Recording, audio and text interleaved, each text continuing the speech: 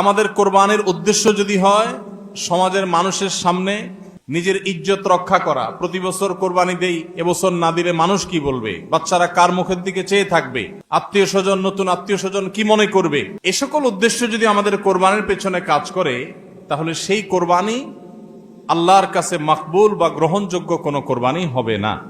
কোরবানি প্রসঙ্গে আল্লাহ রাব্বুল আলামিন বলেছেন, ইন্নামা ইয়াতাকাব্বালুল্লাহু মিনাল মুত্তাকিন। আল্লাহ তাআলা শুধুমাত্র মুত্তাকিদের ত্যাগ, তাদের উৎসর্গ, তাদের কোরবানি, তাদের স্যাক্রিফাইস, এটা আল্লাহ তাআলা কবুল করবেন। অতএব যাদের ভিতরে তাকওয়া নাই তাদেরটা আল্লাহ তাআলা গ্রহণ করবেন না, কবুল করবেন না। আমরা যে আয়াত পড়েছি সেই আয়াতও দেখেছি, আল্লাহ রাব্বুল আলামিন ইরশাদ করেছেন যে আমাদের কোরবানির রক্ত, আমাদের কোরবানির পশুর গোশত, এর কিছুই কি আল্লাহর কাছে যায়? কিছুই আল্লাহর কাছে যায় না। অন্য সব ইবাদত, আর্থিক ইবাদত, এটার ফিডব্যাক আমাদের কাছে আসে না সাধারণত। আমরা যখন দান সাদাকা করি, দান সাদাকা করলে ওইটা কি নিজে খাওয়া যায়? যখন দান করি, সাদাকা করি, তখন ওইটা আল্লাহর তরফ থেকে গরিবদেরকে দিয়ে দিতে হয়, নিজে খাওয়া যায় না। কোরবানি এমন একটা ইবাদত যে আমরা কোরবানি করার সময় বললাম বিসমিল্লাহি আল্লাহু আকবার, আল্লাহুম্মা লাকা মিনকা ওয়া লাক, আল্লাহ আপনার পক্ষ থেকে পেলাম এবং আপনার উদ্দেশ্যেই কোরবানি করলাম বলতেছি। তো আল্লাহর উদ্দেশ্যে দিয়ে দেওয়ার পর নিয়ম হলো আল্লাহর বান্দাদের মধ্যে গরিব যারা, দুঃখী যারা, তাদেরকে দিয়ে দিব। এটাই তো সাদাকার নিয়ম, দানের নিয়ম। কিন্তু কোরবানি এমন একটা ইবাদত যে ইবাদত আমি আল্লাহর উদ্দেশ্যে করলাম, আল্লাহকে খুশি করার জন্য জবে করলাম, কিন্তু গোশতটা আবার আল্লাহ আমাকে খাওয়ার অনুমতি দিয়েছেন। এটা অন্য ইবাদতে নাই। এখন এই ইবাদতে যদি গোশত খাওয়াটা মুখ্য হয়, গোশত আহরণ করা মুখ্য হয়, সমাজে মানুষের কাছে মুখ উজ্জ্বল করা মুখ্য হয়, আসল উদ্দেশ্য যদি হয় দুনিয়াবি বা পার্থিব বিষয় আশয়, আসল উদ্দেশ্য যদি হয় শো অফ করা, আসল উদ্দেশ্য যদি হয় মানুষকে দেখানো, আসল উদ্দেশ্য যদি হয় আত্মীয় স্বজনের কাছে মুখ রক্ষা করা, বাচ্চা কাচ্চা কার দিকে চেয়ে থাকবে, সেটা যদি উদ্দেশ্য হয়, তাহলে এটা ইবাদত হবে না। এজন্য কোরবানির আগে সর্বপ্রথম যে বিষয়টি খুব জরুরি সেটা হলো আমাদের উদ্দেশ্যগুলোকে একটু ঝালাই করে নেওয়া, আমাদের উদ্দেশ্যগুলোকে একটু রিচেক করে নেওয়া। আমরা কেন কোরবানি করব? আমাদের কোরবানির উদ্দেশ্যটা কি? যদি শুধুমাত্র আল্লাহ সন্তুষ্টি উদ্দেশ্য হয় আর সে উদ্দেশ্যে আমি কোরবানি করি, গোশত আমার মুখ্য না, তাহলে সেক্ষেত্রে একটা গরু আমি যে দামে কিনেছি, বাজার দর তার চাইতে আরো অনেক কম, তাহলে আমার আফসুস হওয়ার কথা না। কারণ আল্লাহ তাআলা সওয়াব দেওয়ার সময় গোশত কয় কেজি হয়েছে সেই হিসাবে দিবেন, নাকি আমি কি পরিমাণ টাকা আল্লাহর রাহে খরচ করলাম সেই পরিমাণ দিবেন? আমার খরচ করা টাকা আল্লাহর উদ্দেশ্যে যদি এটা নিয়োগ করে থাকে, তাহলে 1 লক্ষ টাকার গরু আপনি কোরবানি দিচ্ছেন, নিয়ত যদি সহি হয়, বিশুদ্ধ হয়, দুনিয়াবি কোনো ধান্দা যদি না থাকে, তাহলে আল্লাহ তাআলা সওয়াব কি 1 লক্ষ টাকার দিবেন, নাকি ওই গরুটার দাম বাজারে 80,000, আপনি কিনছেন 1 লাখ, তাহলে আল্লাহ বলবেন না তুমি কেন বেশি দিয়ে কিনছো, ওইটার দায়িত্ব তোমার, আমি 80,000 সওয়াব দেব? এমন হবে? কিন্তু তারপরেও আমরা কোরবানির পশু কেনার পর দেখা যায় ওইটা নিয়ে আমাদের অনেকের হেজিটেশন থাকে, আফসোস থাকে। হ্যাঁ, সন্দেহাতীত ভাবে আপনি মার্কেটে যে গরুর বাজারে যে মূলামূলি করে উপযুক্ত ন্যায্য মূল্যে আপনি কিনবেন, অতিরিক্ত দাম কোনো যৌক্তিক কারণ ছাড়া আপনি কসাইকে বা গরু বিক্রেতাকে কেন দিবেন? সেটা দেওয়ার কোনো যুক্তি নাই। আপনি অবশ্যই মূলামূলি করে ন্যায্য মূল্যে কেনার চেষ্টা করবেন, কিন্তু কেনার পর এর দাম কত হইলো না হইলো, গোশত কয় কেজি হলো, পার কেজি কত পড়লো, তাতে লস হলো না লাভ হলো, এগুলা সবগুলো প্রমাণ করে যে কোরবানির উদ্দেশ্যে ভেজাল আছে। ভাইরা আমার, আমরা কোরবানি সাধারণত বেশিরভাগ মানুষ গরু দিতে পছন্দ করি। এর অনেক কারণ আছে অবশ্য। আমাদের দেশে ছাগল উৎপাদন হয় খুব কম, নানা কারণে ছাগল উৎপাদনের জন্য আমাদের এই দেশ, পৃথিবীর অনেক দেশে ছাগল অনেক বেশি উৎপাদন করা যায়। বৃষ্টি বাদল এবং ঝড় তুফানের দেশে ছাগল উৎপাদন করা নানা কারণে কঠিন, যার কারণে গরু উৎপাদন বেশি হয়, আমরা গরু কোরবানি বেশি করি। এটা দোষের কিছু না, বরং এটা স্বাভাবিক। কিন্তু আমাদের অনেকের হয়তো গরু কোরবানি করার মতো সাধ্য নেই, ছাগল কোরবানি করার সাধ্য আছে। তারপরও দেখা যায় হাওলাত বরাত করে হলেও গরু কোরবানি দেই। কেন? কারণ ছাগল কোরবানি দিলে আশেপাশে মানুষ কি বলবে? এরকম জিনিস আমাদের মধ্যে আছে না নেই? যে এত বড় লোক মানুষ, এতদিন তো জানতাম পয়সা কড়ি আছে, উনি আবার ছাগল কোরবানি দিল, তাহলে চোখ মুখ মানুষের সামনে কেমনে দেখাবে? ভাইরা আমার, তো মানুষের কাছে কি বলবো, মানুষ কি বলবে, এই চিন্তা করে যদি গরুর জায়গায়, ছাগলের জায়গায় আপনি গরু দেন, হাওলাত করিও দেন, তাতে আপনার এই কোরবানির দ্বারা সওয়াব হবে না। ভাইরা আমার, সবচেয়ে বেশি নিয়তের মধ্যে ভেজাল থাকে যেই ইবাদতে, তার নাম কোরবানি। অন্য কোন ইবাদতে নিয়তের মধ্যে ভেজাল এত বেশি থাকে না, কোরবানিতের মধ্যে নিয়তের ভেজাল যত বেশি থাকে। কারণ কি? কারণ হলো ওই যে কোরবানি করার পর এটার ফিডব্যাক, এটার উপকারিতা, গোশতগুলো, এগুলো সব নিজেই ভোগ করে মানুষ, আপনার কাছে আবার ফিরে আসে। এই জন্য নিয়তের মধ্যে ভেজালের সম্ভাবনা অনেক বেশি থাকে। ভাইরা আমার, আমাদের প্রিয় নবী সাল্লাল্লাহু আলাইহি সাল্লাম তিনি কিন্তু গরু কিংবা ওঁট দিয়ে কোরবানি দেন নাই।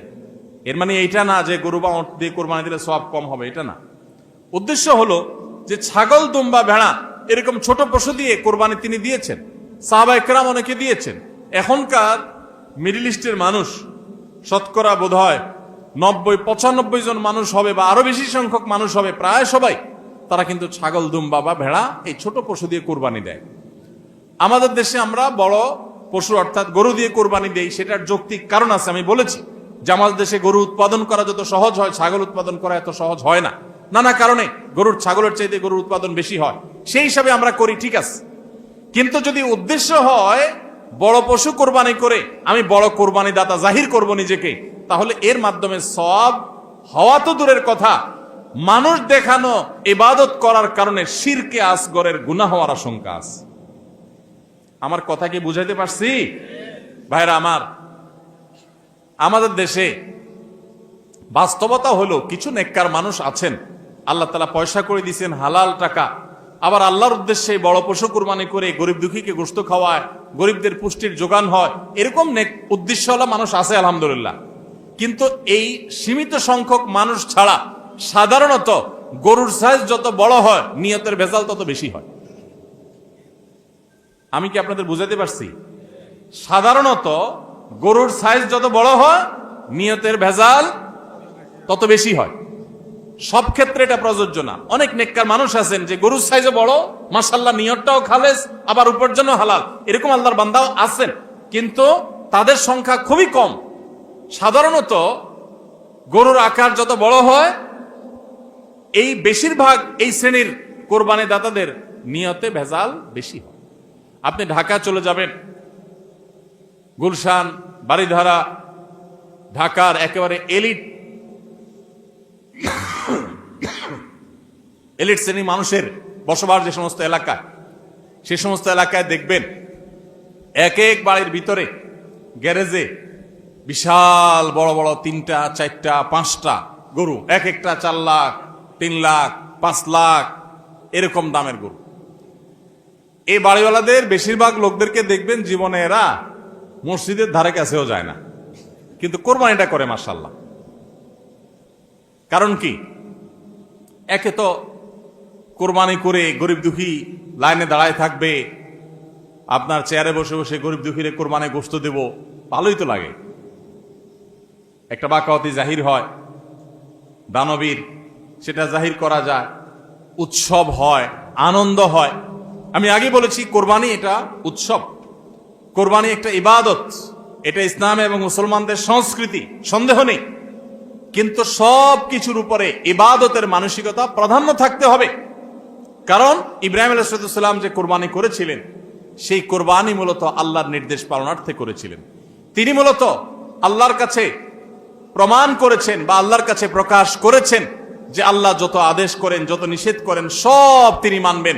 এমনকি নিজের সন্তানকে কোরবানি করার নির্দেশ আল্লাহ করার পর সেটাও মানতে তিনি প্রস্তুত হয়েছেন। আল্লাহ সন্তান কোরবানি হইতে দেন নাই, কিন্তু তিনি পরীক্ষায় পাশ করে ফেলেছেন। এই কোরবানি আমাদেরকে শিক্ষা দেয় আল্লাহর আদেশ নিষেধ আমার যুক্তিতে ধরুক আর না ধরুক, আমার বুঝে খাটুক বা না খাটুক, আমার পক্ষে যাক আর বিপক্ষে যাক, আমার ভালো লাগুক আর না লাগুক, সর্বাবস্থা আমি আল্লাহর আদেশ নিষেধ মেনে চলবো। এটাই হলো কোরবানির প্রধান শিক্ষা।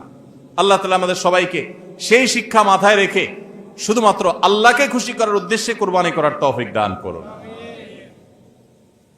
মেয়ে বিয়ে দিয়েছেন, বা ছেলে বিয়ে করাইছেন, ব্যয়ের বাড়ি থেকে মেহমান আসবে, ব্যয়েরা জিজ্ঞেস করবে ব্যয় কি কোরবানি দিচ্ছেন, একটা ব্যাপার সেপার আছে। তখন যদি বলেন যে ব্যয় সাহেব এবার টাকা পয়সা হাতে নাই, সেজন্য এবার কোরবানি দিব না, তাহলে মুখ থাকে? এই জন্য একটা কোরবানি দেওয়া লাগে। এই কোরবানি কি ব্যয় হিসাবের জন্য হলো না আল্লাহর জন্য হলো? এই ব্যয় হিসাবের জন্য কোরবানি করলে সেটা সওয়াব হবে না, বরং শিরক হবে, শিরকে আসগর। এটা কি শিরকে আসগর বলা হয়? আল্লাহ তাআলা আমাদের সবাইকে আল্লাহকে খুশি করার জন্য কোরবানি করার তৌফিক দান করুন। আল্লাহকে খুশি করার জন্য যে কোরবানি করছেন, মাঝে মধ্যে একটু অ্যাসিড টেস্ট করবেন। অ্যাসিড টেস্ট বলবো, ধরেন আপনি প্রতি বছর গরু কোরবানি করেন, এক বছর হঠাৎ করে ছাগল কোরবানি করেন, ছাগল কোরবানি করেন। আপনি বলবেন এই বছর তাহলে তো গরু গোশত দিতে পারবো না, তো আরো কয়েকটা ছাগল কিনে কোরবানি আরো বেশি করা যায়, তো একজনে একটা বেশি করলে সমস্যা নাই। ছাগল অনেকগুলো কিনে গরিব দুঃখীদেরকে দিয়ে দেন, তারা কোরবানি করে, তারা গোশত খায় ফেলাকে আপনার তরফ থেকে কোরবানি হয়ে যাবে। আপনি একটা ছাগল করেন, দেখেন এটা মানাইতে পারেন কিনা নিজেরই। যদি কোনো অসুবিধা না হয় মানাইতে, তাহলে আলহামদুলিল্লাহ আল্লাহ শুকর আদায় করতে পারেন যে আপনার নিয়তের মধ্যে বোধহয় ভেজাল নাই। আর যদি মনে হয় না প্রতি বছর গরু দেই, এবার ছাগল দিলে কেমনে হয়, মানুষ কি বলবে, তাহলে বুঝতে হবে ডাল মে কুচ কালা নেই, পুরা হি কালা হয়। আল্লাহ তাআলা আমাদের সবাইকে ইখলাসের সাথে, তাকওয়ার সাথে কোরবানির এই আমলটি সম্পাদন করার তৌফিক দান করুন। ভাইরা আমার, কোরবানির সামনে আসছে, এখন থেকে আমরা একটু পরিবারের সদস্যদেরকে নিয়ে বসি, বাচ্চা সহ ফ্যামিলির সব সদস্যরা একটু বসেন, মশওয়ারায় বসেন, পরামর্শ মজলিসে বসেন, বসে জিজ্ঞাসা করেন আমরা আসলে কোরবানিটা কেন করতেছি। গোশত খাওয়া, ফ্রেশ গোশত আহরণ করা, মানুষের সামনে নিজেদের মুখ উজ্জ্বল করা, কি ধান্দা, উদ্দেশ্য কি? একজন একজন করে সবাই মতামত নেন এবং এটা নিশ্চিত করেন যে আমরা আল্লাহর জন্যই কোরবানি করছি। এটা কিভাবে নিশ্চিত করব? একটা তো বললাম যে বিশাল বড় গরু কোরবানি করেন সব সময়, এবার একটু ছাগল কোরবানি করেন, দেখেন তো মনে মানাইতে পারেন কিনা। কারণ আপনি বলবেন ভাই গরু কোরবানিতে অনেক টাকা লাগে, ছাগলে তো অনেক কম টাকা লাগে, তাহলে এই কোরবানি ওইটার চাইতে কিভাবে উত্তম হয়? আমি উত্তম বলতেছি না, আমি বলতেছি যে আপনার নফস, আপনার মন মানে কিনা যে আমি গরুর জায়গায় ছাগল কোরবানি করলেও তো হবে, হবে না হবে না? কেউ যদি ছাগল কোরবানি করে তার কোরবানি হবে কি হবে না? হবে। কোরবানি ছাগলও করা যায়, গরুও করা যায়, ভেড়াও করা যায়, দুম্বাও করা যায়, মহিষ দিয়েও করা যায়, উট দিয়েও করা যায়, এই সব পশু দিয়ে কোরবানি করা যায়। অতএব আপনি এবছর একটু ছাগল দিয়ে করেন, বাকি গরু কেনার যে আরো বাজেটের টাকা ছিল সেগুলো দিয়ে আরো কয়েকটা ছাগল কিনে গরিব মানুষকে দিয়ে দেন, ওটা যাতে এলাকা মানুষ টেন না পায়, অন্য এলাকায় দিয়ে দেন। আমরা সুন্নাহ ফাউন্ডেশনের তরফ থেকে সারা দেশে বিভিন্ন জায়গায় জায়গায় কোরবানি করি। অনেক প্রবাসী আছেন, অনেকে ইউরোপ আমেরিকার এমন এমন দেশে আছেন সেখানে কোরবানি চাইলেও করা যায় না, সুযোগ নাই। বা দেশে অনেকে আছেন যে তার হয়তো সে সুযোগ নাই, ক্যাপাসিটি নাই, নানা কারণে সুবিধা অসুবিধা আছে।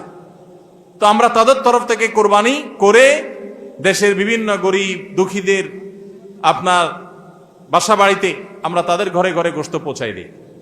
তো আপনি গরুর বাজেটের টাকা দিয়ে একটা ছাগল কিনে বাকি টাকা দিয়ে এরকম ছাগল কিনে মানুষকে দান করে দেন, জবাই করে অন্য মানুষকে গোশত দিয়ে দেন, এলাকা দিলেন না, মানুষ টের পেল না, তাহলে মনকে মানাতে পারেন কিনা দেখেন। এটা হলো অ্যাসিড টেস্ট, আমি বলতেছি না সবসময়, মাঝে মধ্যে এরকম করে দেখেন যে মন মানে কিনা। যদি দেখেন যে না মন মানে, তাহলে আলহামদুলিল্লাহ। ভাইরা আমার, আর একইভাবে মাঝে মধ্যে আমার কোরবানি আমি জবাই করলাম, গোশত সব দিয়ে দিলাম, ফ্রিজে খুব একটা ভরলাম না, অল্প স্বল্প রাখলাম। কারণ আল্লাহ তাআলা বলেছেন ফাকুলু মিনহা ওয়া আতি'মুল বাঈসাল ফাকির, ফাকুলু মিনহা ওয়া আতি'মুল কানি'a ওয়াল মু'তার।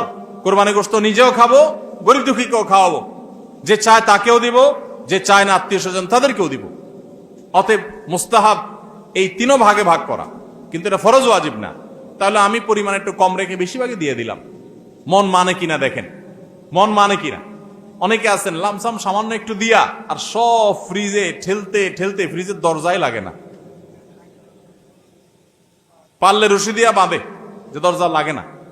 কারণ গোশত, পায়া, ভুড়ি, কলিজা, ফ্যাপসা সব ঢুকাইতে ঢুকাইতে ফ্রিজ বেচারা জাম হয়ে গেছে। তাহলে কোরবানি কেন করতেছি? গোশতের জন্য যদি কোরবানি হয়, এই কোরবানি কোরবানি না, এটা ফুর্তি। কোরবানি তো ত্যাগের নাম। আপনার ভিতরে ত্যাগ কতটা আছে, ত্যাগের মানসিকতা কতটা আছে। আপনি আল্লাহর রাহে আল্লাহকে খুশি করার জন্য লাখ টাকা দিয়ে গরু কোরবানি করেন, ভালো কথা। আপনার মধ্যে আসলে ত্যাগের মানসিকতা আছে কি এটা প্রমাণ করার জন্য মাদ্রাসা, নতুন মাদ্রাসা হচ্ছে, সেখানে লক্ষ লক্ষ টাকার দরকার আছে, আপনি সেখানে 20,000 50,000 টাকা অকাতরে দিতে পারেন কিনা, এটা অ্যাসিড টেস্ট। সেখানে টাকা বাইর হয় না। কোরবানিতে লাখ টাকা দেন, মাদ্রাসা টাকা দেন না, মসজিদে টাকা দেন না, আরো অনেক দিনের কাজ আছে সেখানে টাকা দেন না। গরিব দুঃখী মানুষ আছে, তাদের দরকার। একজন গরিব, তার চিকিৎসা মাত্র 20,000 টাকা হলে হয়ে যায়। আপনি 20,000 টাকা দিতে পারেন কিন্তু দেন না, 2,000 দেন, 500 টাকা দেন, কিন্তু কোরবানির সময় মাশাআল্লাহ 1 লাখ টাকার গরু কিনেন। যদি আল্লাহর জন্যই হয়, স্যাক্রিফাইসও যদি হয়, কোরবানিও করেন, ওখানেও দেন, কিন্তু কোরবানির সময় আসেন ওখানে নাই, তাহলে আপনার এই কোরবানিটা কি আল্লাহর জন্য হচ্ছে না নিজের জন্য হচ্ছে, আল্লাহর খুশির জন্য হচ্ছে না অন্য কোনো উদ্দেশ্য হচ্ছে? এই প্রশ্ন জোরালো ভাবে আমাদের অবশ্যই রাখতে হবে। ভাইরা আমার, এর মানে আবার কেউ এটা বুঝেন না যে কোরবানি কম হোক আমরা সে চেষ্টা করবো না, কোরবানি আরো বেশি বেশি করার চেষ্টা করবেন। কোরবানি যত বেশি হবে তত আমাদের সব দিক থেকে লাভ। যারা কোরবানি বিদ্বেষী, সেকুলার, বিশেষ করে এক শ্রেণীর মুসলিম বিদ্বেষী নাস্তিক আছে, কোরবানির মৌসুম আসলেই দেখবেন এদের পাখা গজায়। এরা দেখবেন গরুর প্রতি মায়া এত বেশি, এত দরদ। তারা বলে, আরে এতগুলো গরু জবাই করে ফেলা হবে, এই গরুগুলোর ভিতরে প্রাণ আছে, কত নির্মমতা। এরকম দেখবেন এরা এখন থেকে, এই কয়দিন পর থেকে দেখবেন সোশ্যাল মিডিয়াতে, ফেসবুকে তাদের এই সমস্ত জিগি শুরু হয়ে যাবে, আছে না নাই? এরা আবার সকাল বিকাল বিফ ছাড়া, মাটন ছাড়া, অর্থাৎ গরু গোশত আর খাসি গোশত ছাড়া, মুরগির গোশত ছাড়া তাদের নাস্তাও চলে না। তাদের নাস্তায় থাকে হলো আপনার চিকেন স্যান্ডউইচ, তাদের দুপুরে থাকে হলো বিফ কারি, তাদের রাতে থাকে হলো গরুর কালাবুনা অথবা মাটন, ডাল খাসি। 3 বেলা গোশত ছাড়া চলে না। কিন্তু মুসলমানদের কোরবানি আসলে তাদের কি হয়? অ্যালার্জি ছাড়া চুলকানি শুরু হয়, আছে না নাই? এই জন্য এদের প্রতিবাদে কোরবানি আরো বেশি করে করবেন, কিন্তু সেটা আল্লাহকে খুশি করার জন্য যেন হয়। কারে খুশি করার জন্য হবে? আল্লাহকে খুশি করার জন্য। ভাইরা আমার, কোরবানি যত বেশি হবে আমাদের যেরকম সওয়াব হবে, আমাদের দেশের অর্থনীতিতে অনেক বেশি কল্যাণ বয়ে আনবে এই কোরবানি। কিভাবে সেটা? প্রতি বছর কোরবানিতে যে লক্ষ লক্ষ গরু ছাগল জবে হয়, এই লক্ষ লক্ষ গরু ছাগল এগুলো তো আসমান থেকে নাজিল হয় না, জমিন ফেড়ে বের হয় না। এক সময় ইন্ডিয়ান গরুর উপরে আমাদের দেশ নির্ভর ছিল। আলহামদুলিল্লাহ, গত বেশ অনেক বছর ধরে আপনারা দেখেন যে আমাদের দেশীয় গরু দিয়েই আমাদের কোরবানির ম্যাক্সিমাম চাহিদা প্রায় পূরণ হয়ে যায়। ইন্ডিয়ান গরুর উপরে এখন আর আমাদের কোরবানি নির্ভর নয়। এই যে গরুগুলো উৎপাদন হচ্ছে, আপনি উত্তরবঙ্গে গেলে দেখবেন, আমি যাই বিভিন্ন সময়, সিরাজগঞ্জ যাবেন, পঞ্চগড় যাবেন, ঠাকুরগাঁ যাবেন, দিনাজপুর যাবেন, বিভিন্ন জায়গায় যাবেন উত্তরবঙ্গে, দেখবেন যে কৃষকরা তারা অনেকে গরু পালন করছেন। আমরা সুন্নাহ ফাউন্ডেশন থেকে যখনই কোনো বিধবাকে, কোনো গরিব অসহায় মানুষকে স্বাবলম্বী করার জন্য বলি আপনাকে কোন জিনিসটা কিনে দিলে আপনার ভালো হয়, আপনি সেটা দিয়ে উপার্জন করতে পারবেন। বেশিরভাগ বিধবারা, বেশিরভাগ অসহায় মানুষেরা তারা বলে একটা গরুর বাছুর কিনে দেন, একজোড়া ছাগল কিনে দেন, তাহলে এগুলো আমি সারা বছর বড় করব। এগুলো বড় করতে আমার কোনো ঝামেলা নাই। দোকানদারি করা অনেক ঝামেলার কাজ, চ্যালেঞ্জের কাজ, বাকি চলে যায়, টাকা তোলা যায় না, এগুলো সহজ। এই বাছুরটাকে আমি ঘাস খাওয়ায় বড় করব। কোরবানি মৌসুম আসলে এই 20,000 30,000 টাকা দিয়ে কিনা বাছুরটা আমি 70,000 80,000 টাকা বিক্রি করব, ডাবল হয়ে যাবে, আমার লাভ হবে। তাদের জন্য এটা সহজ। তো কোরবানির এই ইবাদতটা মুসলমানরা যেটা করেন এদেশে, এটার মাধ্যমে এদেশের আর্থ সামাজিক উন্নতি হয়। লক্ষ লক্ষ হাজার হাজার কৃষকের, পশুপালনকারীদের তাদের উপার্জনের মাধ্যম হয়। কোটি কোটি টাকা, মিলিয়ন মিলিয়ন টাকার ডিলিংস হয়, লেনদেন হয়, যেটা জাতীয় অর্থনীতির চাকা এটাকে ঘোরাতে সাহায্য করে। কোরবানির এই ইবাদত এটা আমাদের অনেক গরিব অভাবী মানুষের পুষ্টির যোগান দেয়। আপনারা জানেন অনেক গরিব মানুষ আছেন কোরবানির মৌসুমে মন ভরে একটু গোশত খাইতে পারেন, সারা বছর গোশতের দাম এত বেশি, তো বেচারারা কিনে খেতে পারেন না। তাহলে কোরবানির এই গোশত, কোরবানির এই উৎসব, এই ইবাদত, এটার মাধ্যমে পশুপালনকারীদের উপার্জনের মাধ্যম হয়। সারা বছর যারা অপেক্ষা করে কোরবানির সময় পশু জবাই করে, পশু বিক্রি করে আবার তারা পশুপালন করবে, এর মাধ্যমে তাদের আর্থিক যে অনটন আছে এটা দূর হয়, তাদের উপার্জনের মাধ্যম হয়। আবার গরিব অভাবী মানুষ যারা আছে, যারা পুষ্টির অভাবে থাকে, পুষ্টিহীনতায় থাকে, তাদের আমিষের অভাব থাকে, তাদের খাদ্যের মধ্যে আমিষ পরিমাণ মতো থাকে না, সেই লোকগুলোর এই কোরবানি উপলক্ষে এক একজন 2 কেজি 4 কেজি 5 কেজি গোশত পাইলে কয়েকদিন ধরে তারা আমিষ খেতে পারে, তাদের পুষ্টির যোগান হয়। ভাইরা আমার, এর মাধ্যমে লক্ষ লক্ষ কোটি কোটি টাকা লেনদেন হওয়ার কারণে দেশের অর্থনীতির চাকা সচল হয়। নানা দিক থেকে এর পার্থিব উপকারিতা আছে। যারা কোরবানির বিরোধিতা করে ওরা বসে বসে ওই মাটন কারি, ওই বসে বসে আপনার বিফ, বসে বসে চিকেন স্যান্ডউইচ এবং বসে বসে তারা বার্গার খাওয়া ছাড়া আর কোনো কাজ তাদের নাই। এদেশের অর্থনৈতিক উন্নয়নের পিছনে তাদের কোনো ভূমিকা নাই। প্রবাসের যে রেমিটেন্স এদেশে আছে, যত রেমিটেন্স আসে, যেটি আমাদের দেশের অর্থনীতির চাকাকে সবচেয়ে বেশি সচল রাখে, গার্মেন্টস শিল্প একটা চাকা আর রেমিটেন্স আরেকটা চাকা, এই 2টা চাকা আমাদের দেশের অর্থনীতিকে মূলত সচল রাখে। সবচেয়ে বেশি বৈদেশিক মুদ্রা আমরা কামাই এই 2টা মাধ্যমে।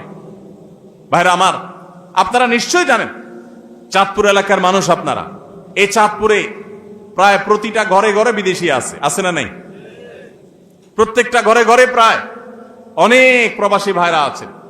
এই প্রবাসী ভাইরা যারা আছেন, যাদের টাকায় এ দেশের অর্থনীতির চাকা চলে, তারা ম্যাক্সিমাম মিডল ইস্ট প্রবাসী বা মালয়েশিয়ান প্রবাসী, ম্যাক্সিমাম তারা মুসলিম কান্ট্রিগুলোতে শ্রম দিতে গেছেন এবং তাদের ঘাম ঝরানো টাকা দিয়ে এদেশ সচল হয়।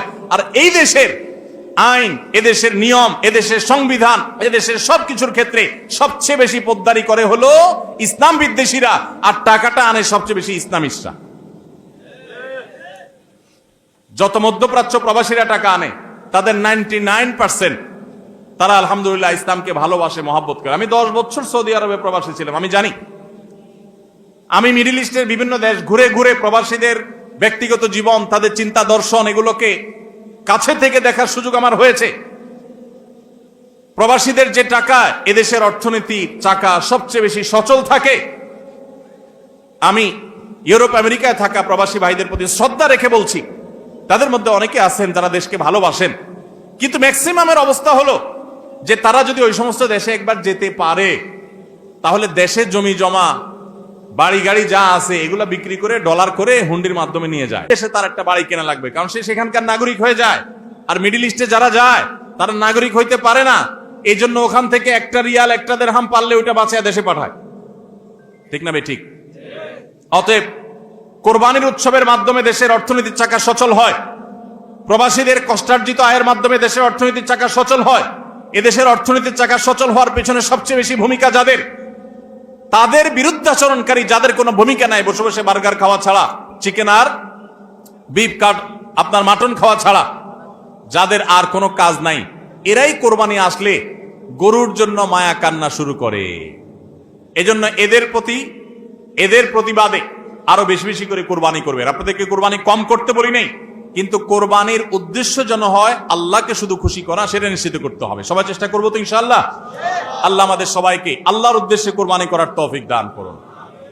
তাহলে কোরবানি আসার আগে আগে নিজেকে নিজে জিজ্ঞাসা করবেন, পরিবারের সদস্যরা বসে নিজেদের মধ্যে পর্যালোচনা করবেন যে আমরা কোরবানিটা কেন করছি, আমাদের উদ্দেশ্যটা কি।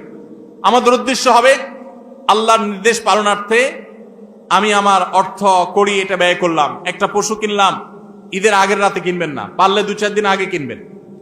যত বেশি আগে কিনতে পারেন তত ভালো। কিনলে ওই পশুটাকে আপনি নিজে হাতে খাওয়াবেন, গোসল করাবেন, ওইটাকে প্রতিপালন করবেন, ওটার প্রতি একটা মায়া হবে।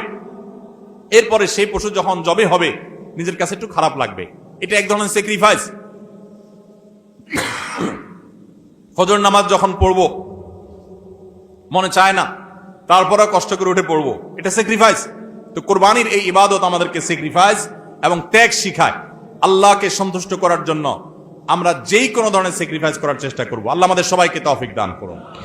ভাইরা আমার, আমাদের কোরবানি যেন অর্থবহ হয়, বিশুদ্ধ হয়, এবং আমাদের কোরবানি যেন ত্রুটি মুক্ত হয়, এই ইবাদতের সওয়াব যেন আমরা আল্লাহর কাছে লাভ করি।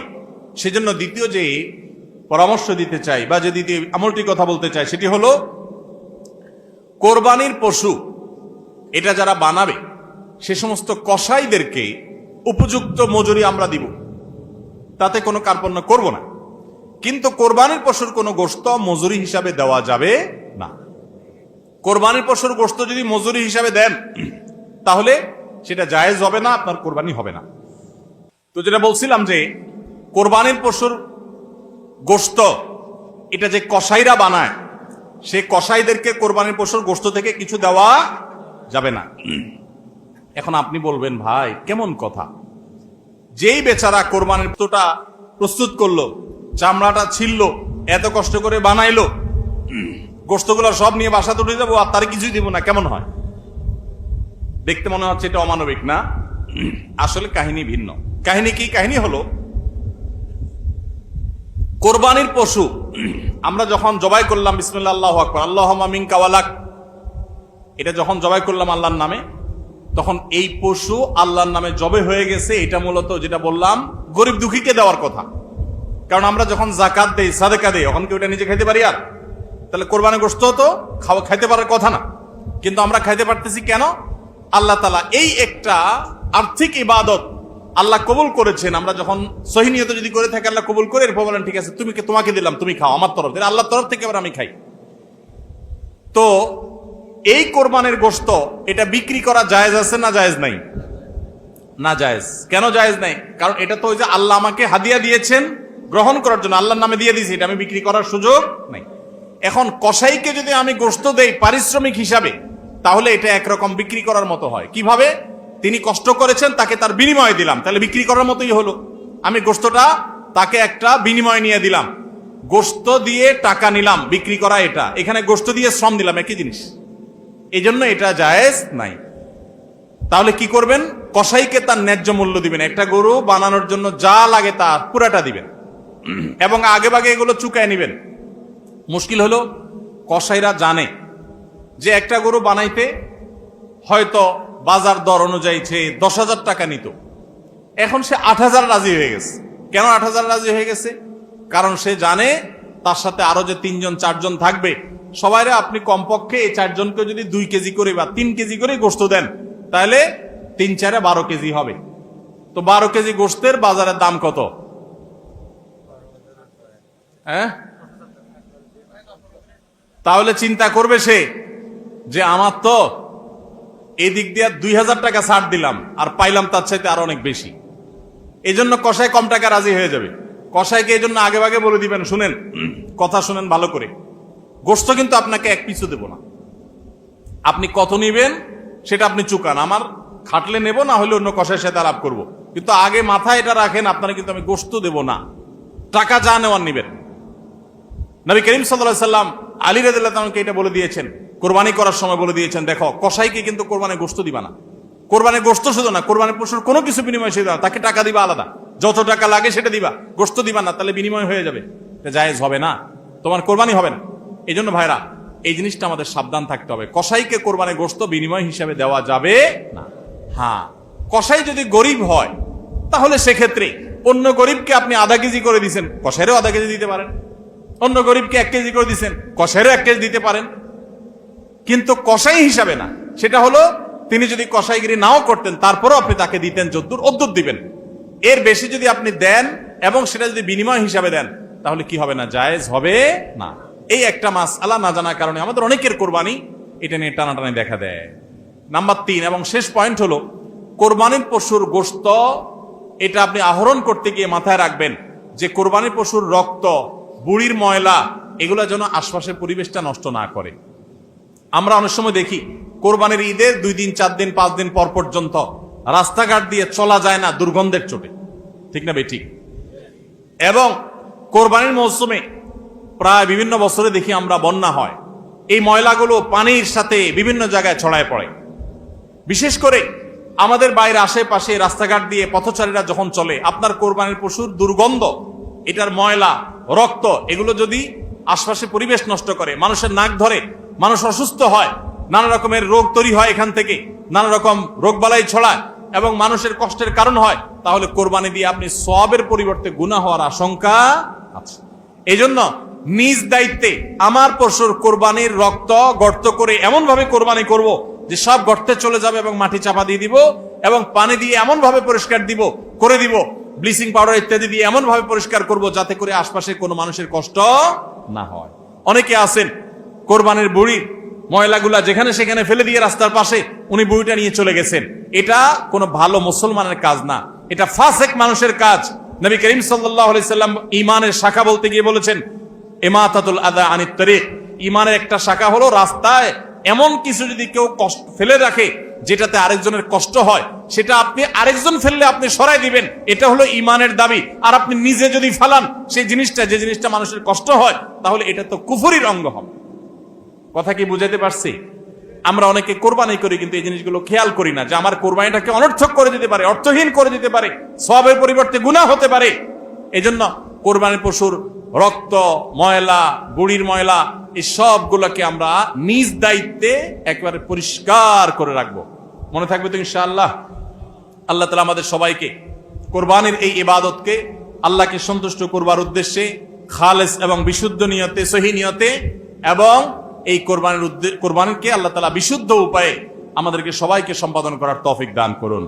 আমাদের কোরবানির পশুর রক্ত বা পশুর কোনো কিছু দুর্গন্ধ বা কোনো কিছু, কোনো ময়লা যেন পরিবেশকে দূষিত না করে, মানুষের কষ্টের যেন কারণ না হয়।